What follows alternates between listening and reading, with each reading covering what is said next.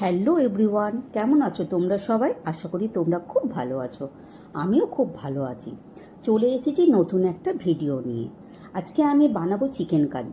তার জন্য প্রথমে আমি চিকেনটা ভালো করে ধুয়ে নিয়েছি। তারপর মশলার জন্য সব জিনিসগুলো রেডি করে নিয়েছি।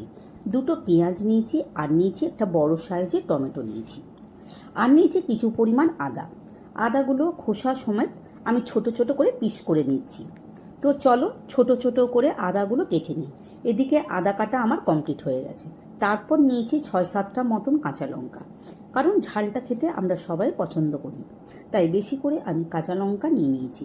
কিছু রসুন নিয়েছি, রসুনের খোসাগুলো আমি ছাড়িয়ে নেব। সব মশলা আমার রেডি হয়ে গেছে।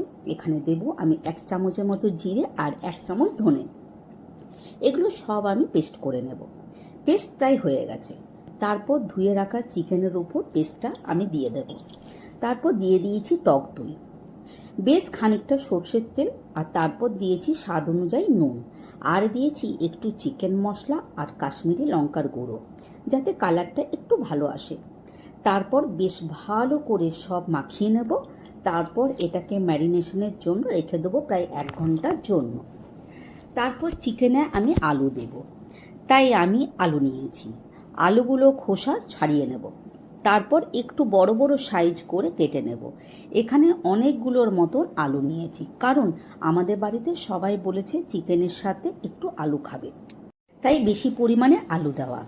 তো আলুগুলো ধুয়ে নেব। তারপর আলুগুলোর মধ্যে দিয়েছি একটু নুন আর একটু হলুদ।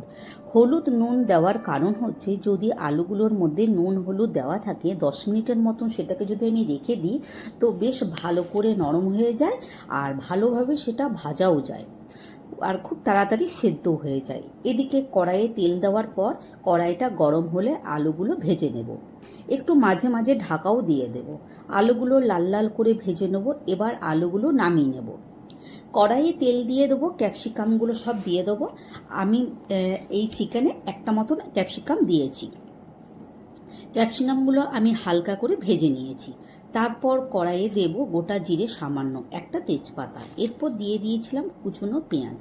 এখানে দুটো আমি পেঁয়াজ নিয়েছিলাম। তো চলো পেঁয়াজগুলো আমি ভালো করে ভেজে নিই। দেখো পেঁয়াজের কালারটা আস্তে আস্তে চেঞ্জ হচ্ছে। তারপর দিয়ে দেবো ম্যারিনেশন করা চিকেনটা। চিকেনটা দেওয়ার পর ভালো মতন করে বেশ আমি কষিয়ে নেব, যতক্ষণ না চিকেন থেকে তেলটা বের হয়ে যাচ্ছে। তারপর দিয়ে দিয়েছি হলুদ, সামান্য নুন। তখন কিন্তু আমি ম্যারিনেশনের সময় বেশি নুন দিইনি, একটু দিয়েছিলাম, তাই আর একটু দিয়ে দিলাম। এরপর ঢাকা দিয়ে ভালো করে কষিয়ে নেব। গ্যাসটা সিমে রেখে দেবো কিন্তু। এরপর দিয়েছিলাম সামান্য চিনি। তারপর দিয়ে দিয়েছিলাম ক্যাপসিকাম আর আলুগুলো। সামান্য জল দিয়ে দেবো।